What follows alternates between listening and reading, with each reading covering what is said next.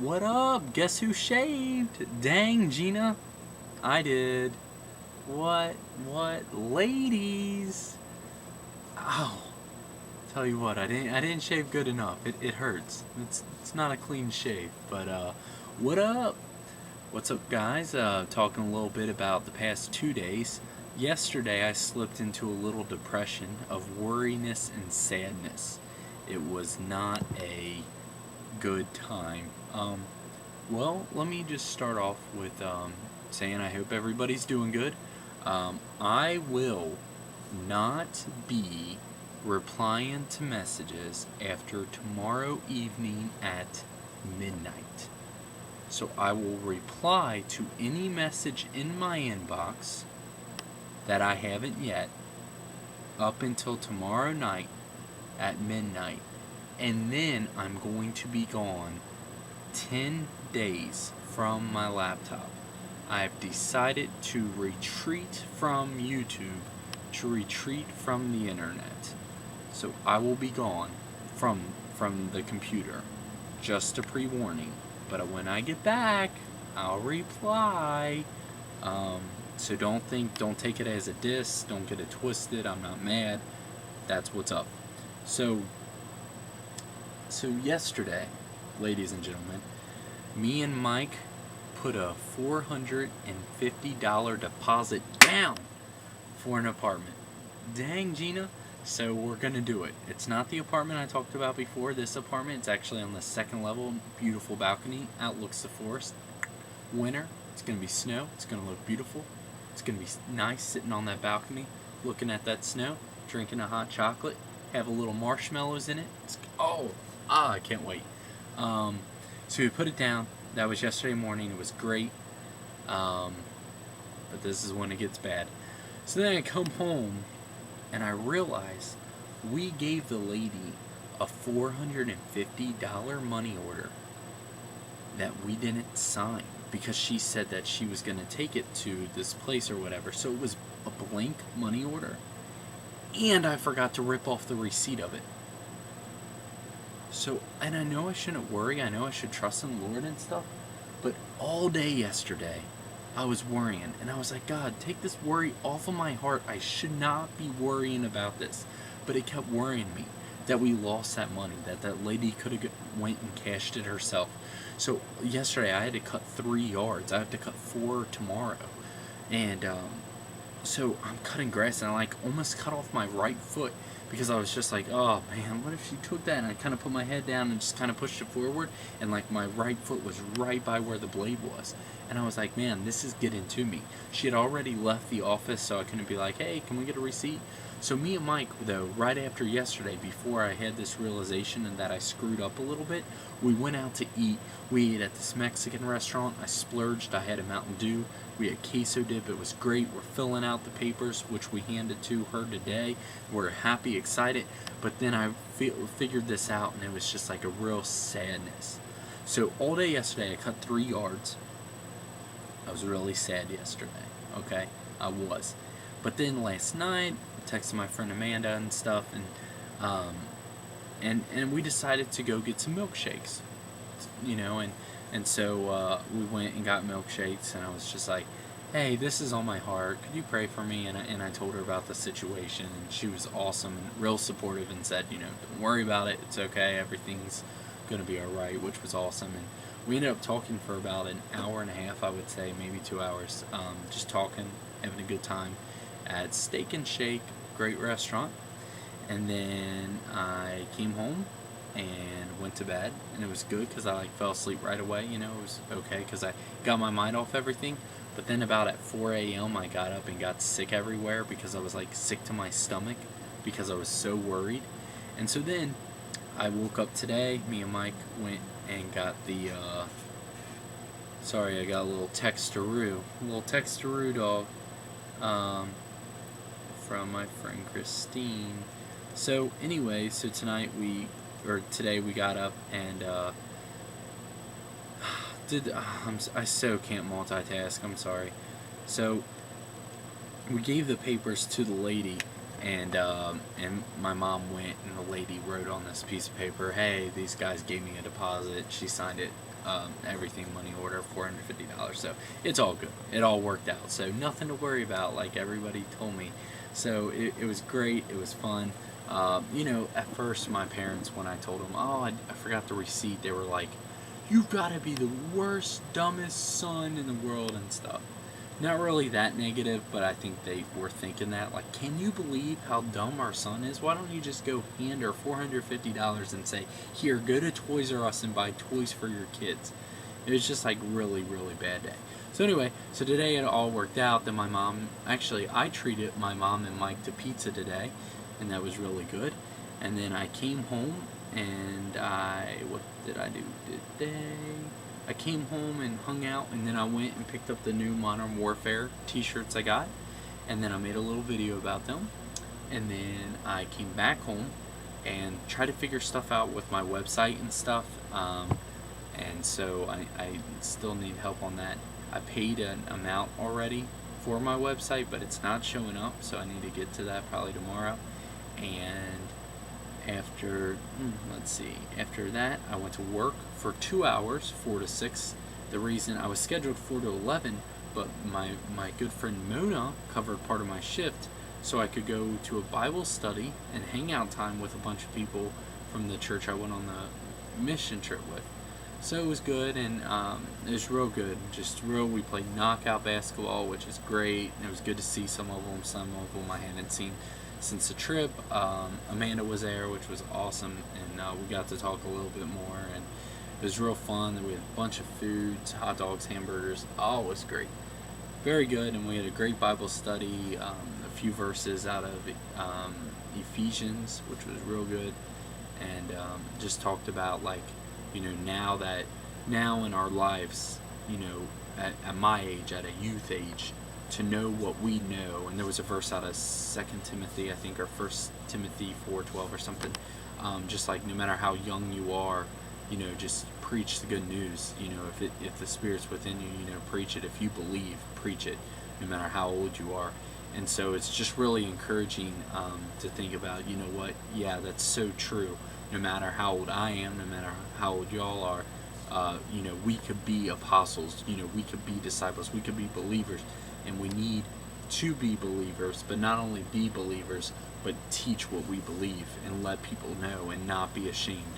And so it was just a really cool time. And also I read my friend Amanda's going to write a book, which is awesome. And so she showed me an outline, and it's going to be awesome. It's going to be great. And sorry, my eyes are closing. I'm kind of tired. I think it's because I got sick early this morning. And so then after that, I came home and just tried to figure out a few more things on the website, and that's about it. I ate a lot today. I ate an eclair when I came home, and I talked to my friend Christine just before I made this video, catch up a little bit. No mustard. Ha! It's funny.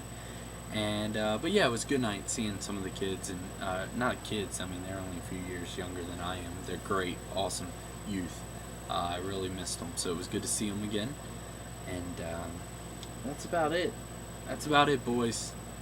That's about it, I think. That's about it. So anyway, the verse of the day comes from Psalm 23:4, and it says, yeah, though I walk through the valley, that's actually not the one I want to read. I'm sorry, it's on. Wait, yeah, it is. Though I walk through the valley of the shadow of the death, I take a look at my life and realize there's nothing left.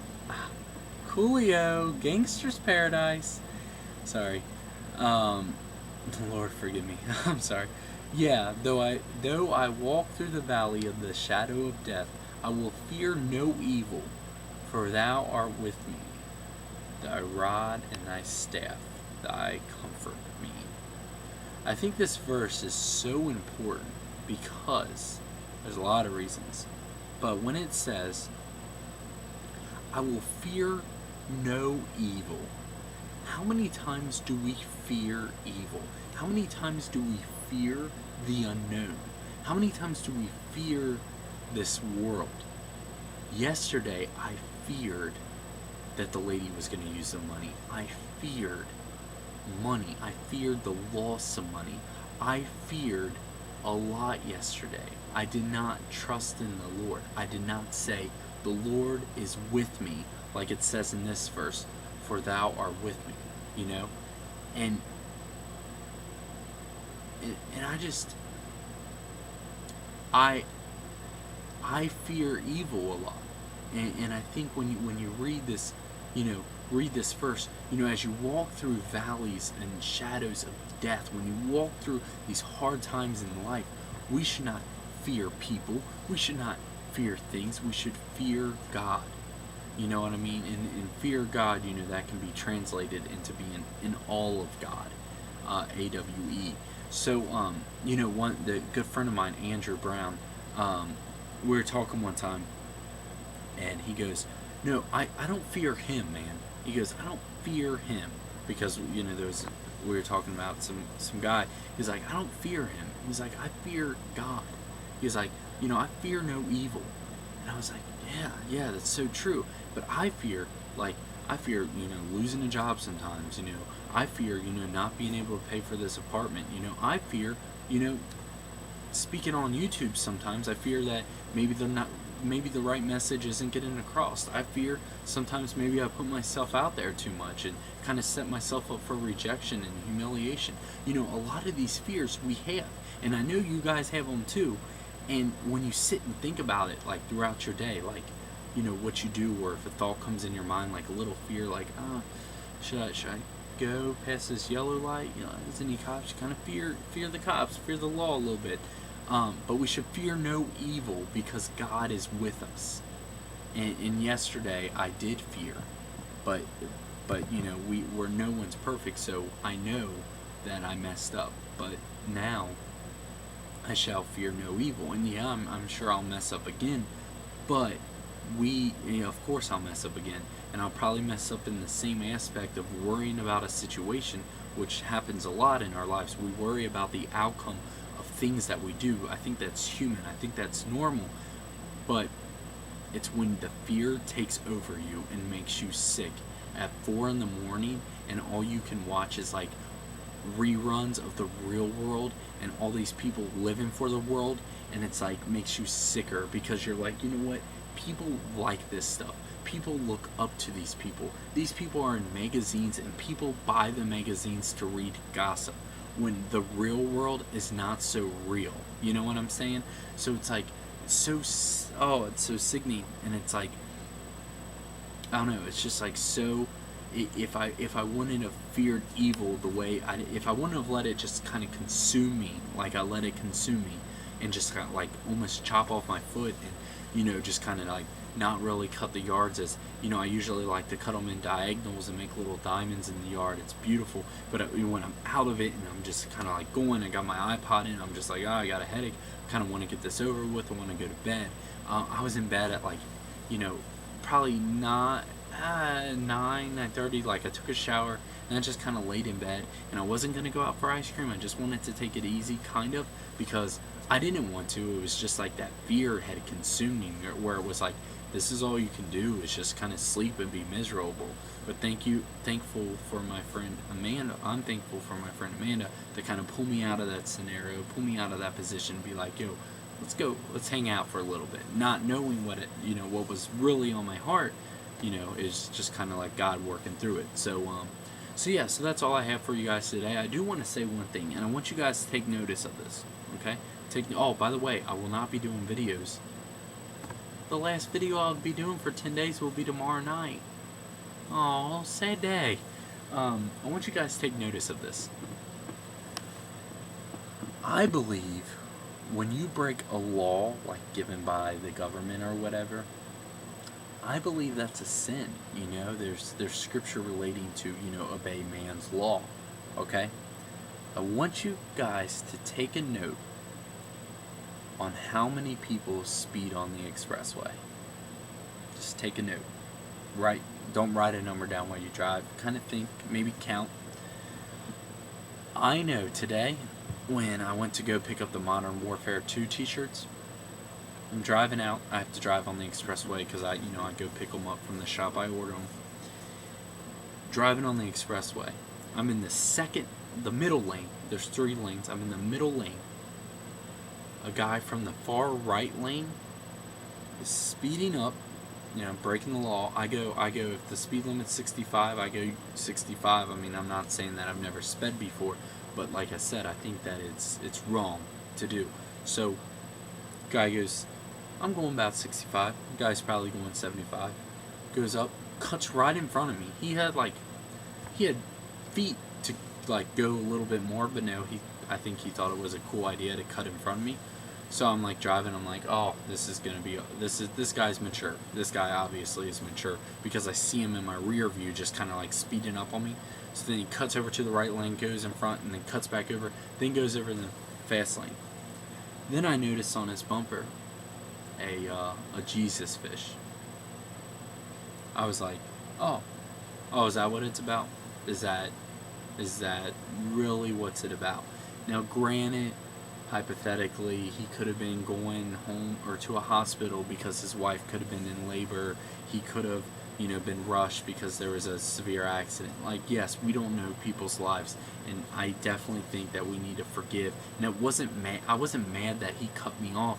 I was almost mad that people break the law so easily, so much, and I feel as though that's a sin, and it happens so much. And for him to do that, and as an outsider, if I wasn't a follower of the Lord and I saw that Jesus fish, and if I didn't forgive people, if I didn't say, if I didn't think about situations oh, he might have an emergency right now or something like that, if I didn't think about stuff like that and I only thought, oh, this jerk, this beep, whatever word you want to put in, just cut me off, and oh, he has a little Jesus fish, so that's probably what it's all about. That's what I would think if I didn't know the truth, guys. So I think we need to be more careful when we're driving. If we have a Jesus fish or not, we're representing Christ no matter where we are and what we're doing. If we're driving, you best be behaving that law. You best be oh man, I'm at a loss for words. You best be following that law. You can't be slipping up in such. Oh man, I'm so tired. I think you can't be slipping up in scenarios. I keep saying two words that begin with the same letter, so I think that's what it is. That's a little excuse, but you can't be doing that because it's just that's saying that you're in a in a sinful state and. I'll do this sin. No one's looking. Just I'll run this red light. There's no cops around. I'll go faster than 70 miles per hour. There's no cops around. I don't see them. My little radar thing's gone off. Is that kind of how we view God, guys? Do we view God oh, God can't see me. It's okay. Take that off. Oh, God can't see me. You son of a bee, he can't hear me, Is that how we view it? Are we at the point where we view God when we want to view him? Oh, I see a cop. Oh, okay, I'll obey the law now. Or maybe, oh, there's a Bible. Oh, yeah, God, yeah, he's in my life. Okay, I'll be okay right now in that scenario. When that visual is around, when that visual of the cop is around, we obey the law. When that visual of the Bible is around, maybe it kind of sets you into a more spiritual state. Think about it. Honestly, think about it. But when you're driving, just kind of look how many people just don't care. That sign means nothing, right? That sign means nothing. That sin means nothing. Think about it. Think about it. I love you guys.